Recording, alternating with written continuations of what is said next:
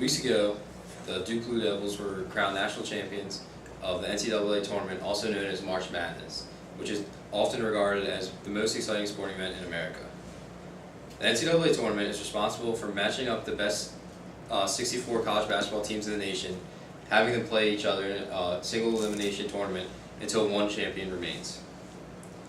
The Terps often compete in this tournament, and this is why specifically it interests me, and also why it should interest you, because we all go to Maryland, we're all Terps here, and it's something we can all watch together and cheer for together.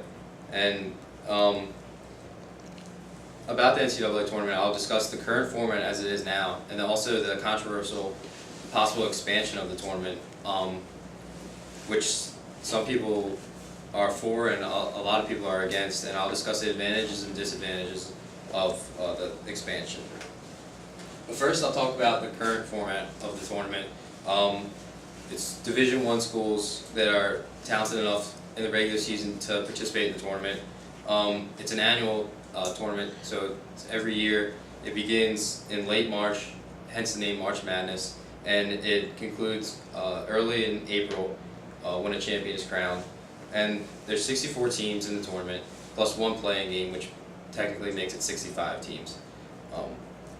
There's seeds 1 through 16.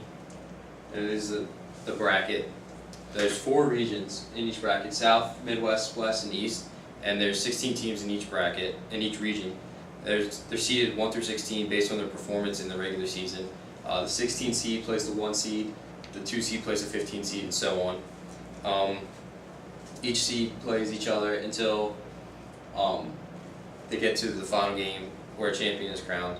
And with each round, the field cuts in half. So it starts with 64 teams, then it goes to 32, then to the Sweet 16, Elite 8, Final 4, and then the National Championship. The Final 4 is considered a great achievement if a team makes it there, and you're looked at as a very successful season if you make it there, but obviously the ultimate goal is to win the National Championship. But there weren't always 64 teams like this bracket right now. There used to be 32 teams until 1985 when the NCAA decided to expand the tournament, which is controversial right now because they're talking about expanding it once again. The NCAA is thinking about expanding the tournament to 96 teams. It would be the same format, except 32 teams would have a first round bye. The new format would not last any longer than the current 64 field tournament. But I'm not going to get too far in depth of the format of the tournament because it's just all speculation right now, and that's a whole nother speech. There's some advantages and disadvantages of expanding the tournament, and some advantages would be that there would be more upsets and more Cinderella teams, as they're known as, and that's just a team that's no one really thought would make it that far in the tournament, or they didn't think they would be able to compete with the powerhouses like Kansas, Kentucky, Duke, North Carolina. So that's an advantage to a lot of people because they like seeing the smaller team win, beating David versus Goliath. And also there would be more teams in the tournament, which many people believe that will lead to less coaches being fired, because there's a thought that if more teams make the tournament, that's looked at as a successful season, and why would you fire a coach if you had such a successful season and you made the tournament? There's also a lot of disadvantages, which some people believe outweigh the advantages, and the first one would be that there would be more lopsided games.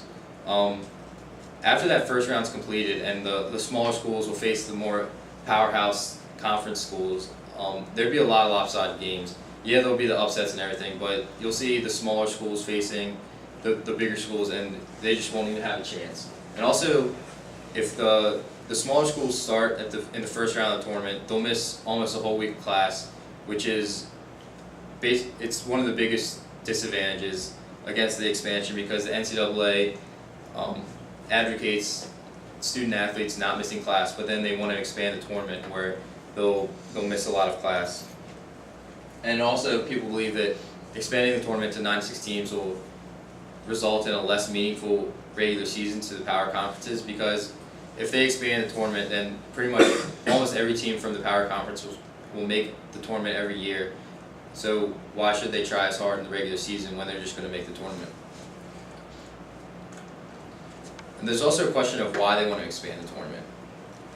According to NCAA Vice President Greg Shaheen, 96 teams would be more competitive, plus there are an increasing number of teams in Division I college basketball, and there's increasing parity. But others believe, the majority of the people believe, that it's all about money. An 11-year contract is up in 2013 with CBS and the NCAA, and many people believe that the NCAA tournament just wants to add more teams so they get more TV time and more viewers. So, in conclusion, I talked about the current format of the tournament, the possible expansion of the tournament, and the controversy surrounding it. But no matter what happens with the NCAA tournament, I think it'll always be regarded as one of the most exciting tournaments in America.